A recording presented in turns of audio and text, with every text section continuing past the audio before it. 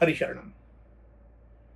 मैंने बहुत सैद्धांतिक बातें आपसे की हैं, आज थोड़ी व्यवहार की बातें करूंगा।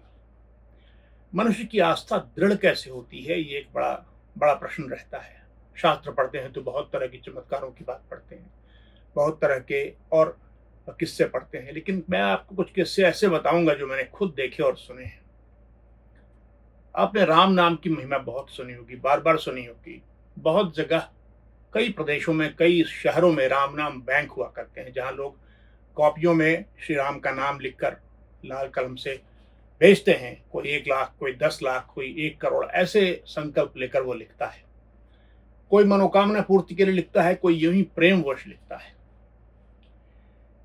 तो मैंने एक ऐसा उदाहरण देखा, राम नाम का चमत्कार बता रहा हूं आपको, जो व्यक्तिगत रूप से मैंने देखा।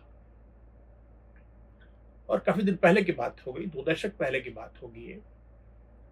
जो एक पटना में एक रिटायर्ड एसडीएम साहब थे, सरजू प्रसाद सिंह नाम था उनका।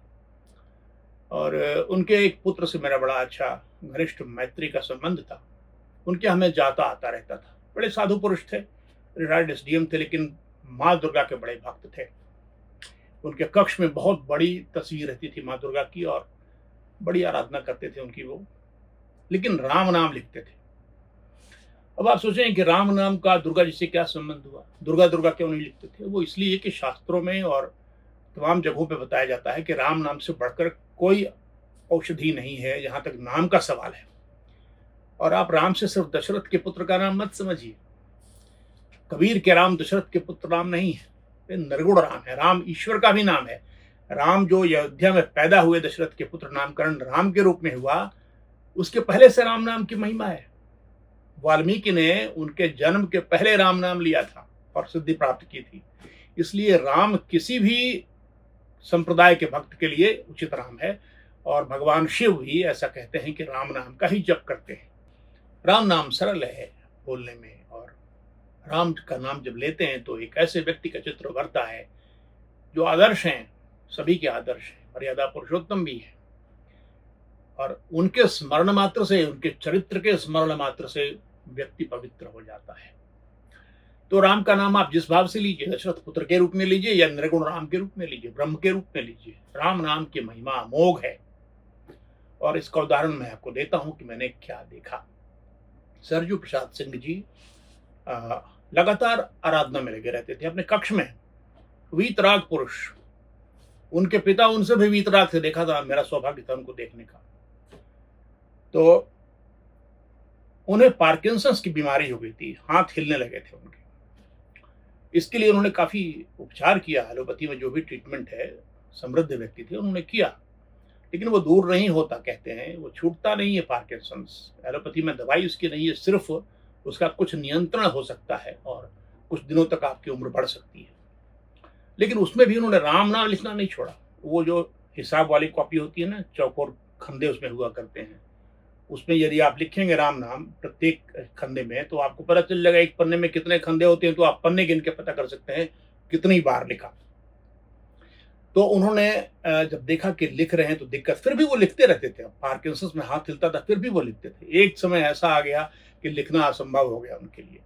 एक दिन बहुत नाराज कर उन्होंने फेंक दी कलम उठा करके।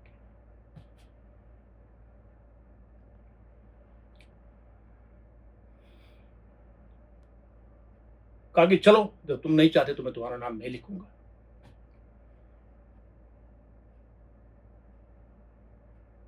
उसके बाद दूसरे दिन से उनका पार्किंसंस ठीक हो गया।